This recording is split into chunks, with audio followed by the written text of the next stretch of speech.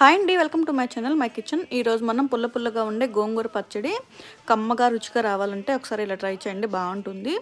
ముందుగా గోంగూరని మంచిగా క్లీన్ చేసుకొని స్ట్రెయిన్ చేసి పక్కన పెట్టేసుకోండి. తర్వాత ఒక కడాయి తీసుకొని అందులో మనం శుభ్రంగా కడుక్కున్న గోంగూర, అలాగే సరిపోయినంత పచ్చిమిర్చి, అలాగే ఒక టమాటో, కొంచెం వాటర్ వేసుకోండి, ఎక్కువ వేయాల్సిన అవసరం లేదు.